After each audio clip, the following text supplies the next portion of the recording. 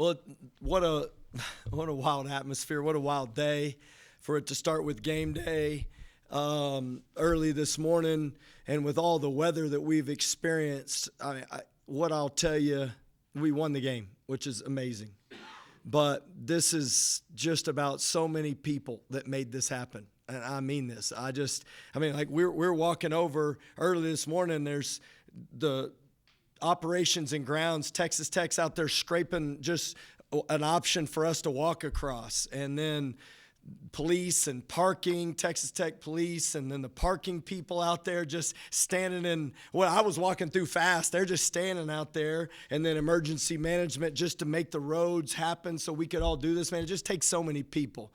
And how they orchestrated it and allowed us to play this game and made it happen safely, and hopefully this continues this way. Bryce, who's been doing the promotions, just the students having food, and just all of it, man. I just can't tell everybody how much I appreciate the team effort that everybody does to make all this happen, because it just is, it's special here. Texas Tech, the Red Raiders, all the people that work on this campus really are special people. So I just want to be, just tell you thank you for allowing this to even happen. And then, there's nobody we respect more than Houston. I mean, what a game. I shook Coach Sampson's hand at the end, and he winked at me, and it's like one of those yep, this is what we do. You know what I mean? It's just like go out there and throw some haymakers and try to figure out a way to win the game. And it was as physical as we knew it would be, and just an unbelievable atmosphere, probably a lot more points scored than people thought. But, man, I'll tell you, did our students show up or what? Unbelievable. Raider Riot, just the energy in the building, everybody from Lubbock that made the trip in and figured out a way to get here. Just everybody contributed to this. So I'm so thankful for everybody's contribution to make this happen. Yeah, Coach Christian played 40 minutes tonight, but he only took 9 shots, and they defended him really, really well. Could you just talk about the fact that he didn't force any shots or very, very many shots, even though he's probably a little bit frustrated with the defense that was being played against him? Yeah, well, I mean, it just opens up the floor for so many people. And I just thought he keeps making the right play. And I just want to be honest about something, too. He's pretty banged up. I mean, he's not playing 100% right now. And I don't want people to think that he's been a warrior in regards to the minutes he's playing. And this break could not come at a better time. I mean, we're at halftime, and he didn't sit down. I mean, he stood up the whole time. I mean, he's just fighting, man. And to do what he's doing right now is unbelievable. I mean, he hasn't been out of a Big 12 game hardly.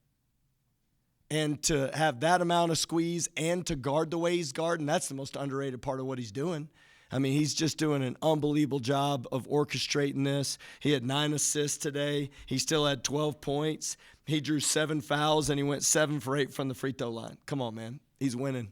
And that's what a point guard should be judged by. And trust me, he's going to have plenty of days where he can go out there and rock with the ball and make plays for himself. And we've seen the Duke game and other games where he can. But if they're going to put 2 on the ball, he's going to make the right play. And we tried to get the right switch, and I think we had some moments where we did. And actually, we probably didn't drive it the correct way we were supposed to. That's where we got to keep getting better. We're not where we need to be. But Christian Anderson is the ultimate winner, and he did what he needed to do in order to win the game, and that's what a great point guard does, and that's who he is. He's a great point guard. And then with regards to Mosley, a guy who had been laid off for a very long period of time, and you throw him in the fire against Houston, and then he gives you 10 good minutes, 6 points, 6 boards. Could you just talk a little bit about how he responded in such a tough situation? I want to be clear about something. Josiah Mosley, in his entire time as a Red Raider, has been involved in 2 practices. 2 days ago and yesterday were the only times he's ever practiced for us. Now, he's been rehabbing, and it's obvious he's been shooting, so he's been trying to stay in shape as best he can with the limitations that we have. But for him to come in there and to contribute like that, and to your point, against Houston in an atmosphere and the craziness that this game is remarkably impressive. And he's coachable. and he's talented, and he has a good feel for the game, and he's physical, and he's got the athleticism and nose for the ball, and he obviously has the skill, but he's nowhere near ready, really, to go out there and play significant minutes. But the fact he gave us 10 minutes in a game like this just says a lot about his character and who he is as a person. And, man, his contribution was huge in the first half, and he's just obviously just getting started. Coach Sampson said that one, if not the biggest thing for you guys, was how you out-rebounded them. Can you talk about the mindset going into the game and just your thoughts on what went on in the paint? Well, everybody knows when you play Houston, it's the best offensive rebounding team probably in the country. And how you match that, and it's just on repeat. I mean, crap, it's just playing on repeat in the Womble, and on every screen that we got is just them kicking our tail, rebounding, and beating us to loose balls, and that's the game against them because they obviously made a ton of shots early in the game. But you convince your guys, just keep playing the right way, and if they do miss, then it's about can we get the ball. And same way with us, you got to create extra possessions against them. You can't turn it over, and you got to play the game they play and try to beat them at the game they play, which is don't turn the ball over and how do you create extra possessions? And that 100% is the stat of the night. It's not even close. 21 offensive rebounds to their 11 and 44 rebounds to their 28. That's the game. And obviously every game in the Big 12 is going to be a physical test, but with this becoming such like a budding rivalry, what can you say from what you saw from the physicality between both teams tonight? Well, I mean, I was telling the officials, it's a hard game to officiate. That's the truth. I mean, just because every play is so physical and there's a lot of great talent out there running around, and I thought it was to our benefit that a few of their guys got in foul trouble, especially in the first half. But also we like some of the matchups, and so sometimes you can score more when certain guys are out there, and sometimes you can't, and sometimes you're a little better defensively with certain lineups. And I'll tell you what I was most thrilled about was we didn't back down. I mean, it looked like they'd kind of knocked us off center when they got up 71 to whatever the number was. I think it was they maybe got a 3-point lead there in the second half, and we looked tired. It's kind of like the same thing against BYU is that 11-minute mark to the 8-minute mark, and we're trying to like see what we got in our tank to finish this one.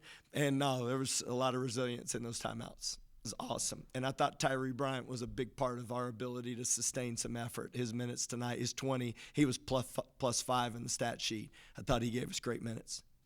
Both games against Houston, you held them to under 10 assists. What is it that you're seeing in Scout that's, one, allowing you to do that, but two, what are you seeing from them that allows them to still stay competitive in these games?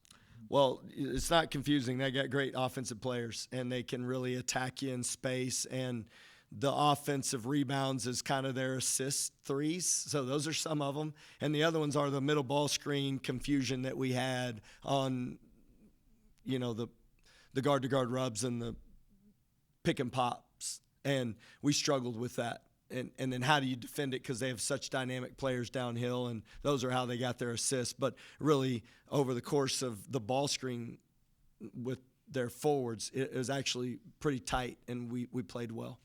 And in that same vein, Vlemings and Sharp accounted for 70% of the shots taken by Houston. Was that something you guys anticipated with Scout, or was that just an oddity? No, I mean, what we wanted to do, whether it works or not, is just make them make as many shots off the bounce as they can and do a great job in space and try not to foul them. And, you know, they're great players, man. They're so fast. But if you start putting two on the ball too much, then that's where you give up rebounding leverage, and that's where they start really wearing you out because they miss twos, and then they rebound and kick it out for threes. So they're getting the double possession, and so it just felt like let's just make these guys make as many one-on-one plays as they can, and if they beat you making twos and shooting hard shots, then you get beat. But let's make sure that we can stay connected and do our best to play without fouling so that you can rebound and come up with the ball when they do miss and you're not in rotations. Coach, I know how Houston's defense is just so good. Looking back, I think this is the first time a team has scored 90 points in regulation against this Houston defense since 2018. Just talk about how important in key moments your offense was today and making critical shots down the stretch. Yeah, it starts with Christian Anderson. I mean, he's making all the right plays. And then it's about our seam attack and the ability to make the next play and what that is. And JT was in a lot of those, and JT was phenomenal. I mean, you want to talk about the next play. I mean, he was unbelievable at making the next play. And he didn't make a three tonight, but like some of them, it's like, what do you do? And he looked a little fatigued, and he didn't come off the floor. Christian didn't come off the floor. I mean, those two dudes just carried the load in the middle of the floor, and I just think they were magnificent, man. Just really were, and that's a big reason why our team. And then I thought we had better spacing in the corners and our ability. We filled a lot too early the last time we played them, and we really squeezed the space too quickly. And this time I thought we got to the next action, which got it to JT on a second time, and then I thought the post-up game was kind of out of the flow, and then it created advantages, and then we made some threes because of all of it. And that really is where we played great, as our spacing was significantly better. And Coach Sampson talked about how critical those 2 threes by Donovan were down the stretch. He hit a couple of big ones in the first half, too. Just how big was he in this game for your team? Oh, Don's huge. You know what? He started the second half, and we were behind, and he wasn't great in a ball screen coverage. And it's just like he played 20 minutes, and you could see, like, all their faces. They're trying to figure out where they can kind of half rest. You cannot do that in this game. And he had a few great looks to start the second half, too. I mean, pretty wide open for him, and just didn't make them. But I think he got going defensively when he got involved and started guarding Kingston, and then I think that got him back in the flow, and then they were late on some closeouts, and I'll have to go see who threw it to him. I think maybe Lawan did, maybe Christian did on one of them. It was a quick person. JT did maybe on one of them. I mean, just sharing the ball and being ready to shoot, and you cannot be late on Sharp, and you can't be late on Donovan Atwell. You're late on Don, he's making it. You're late on Sharp, but them two dudes are about as good as shooters as there is. And it's funny, I text Chance McMillan. He texted me and said, let's win this game. He's invested in this. And it reminds me of his heart. They got the same fight to them, just their grit and hanging in there, and you never know what's going to be. But really, it's his defense that separates Don, but those 2 threes just show his character. What are the conversations you're kind of having with Jalen throughout a game like this, where he's got a tough assignment, he's kind of hitting on it, but he's doing everything he can to kind of make it tough on him? Conversation you have with him and with among the coaches is just keeping him in it so he's not getting down on seeing the ball go in on the other end. Yeah, well, I told him, just keep improving your angle at which you guard him, and if he's making 2s off the dribble, it is what it is. Like, honestly, don't give him rhythm 3s and don't foul him. And what we have a tendency to do is on those ball screens, you got to get into the ball first to take away rhythm, and then you got to actually take the proper angle to beat him to spots, and we're too busy. On all the clips, you can see it. We hip check a little bit and put our arm into them, and we try to create the physicality a little bit before the free throw line. And with guys like that, it's not like you don't want to do it, but you want to beat them to a spot you can get underneath them and just have like a great contest. And he's such good bounce off the floor. But all those fouls are pretty. Actually, those are correctable. He put 2 hands on him, and he's hip checking him and bumping him with that arm, and he's hard to guard. So I'm not saying this is easy. It's just coaching him. He keeps getting better at it. And honestly, the thing we got to eliminate is just the early guard, so that you just doesn't get that first burst of momentum downhill. And then how do you retreat and create the angle to get back so you can contest those pull-ups, so he just doesn't get all the way into your body and to the basket to draw fouls. And you know what? For the most part, tip your cap to Kingston, because he scored 42 points, But in the end, our goal is to win the game. And we feel like, that's part of the plan, is how do you make it as hard. And points per possession, shooting 2s off the bounce isn't a great number if you just do it statistically. But he can make them, but, it's honestly him going 4 for 9 from 3 and 8 for 10 from the free throw line. Those are the killers to me. It's the offensive rebound 3s and then the rhythm. He hit one right in front of Christian, which I'm good with that too. It's just can't give him the other ones.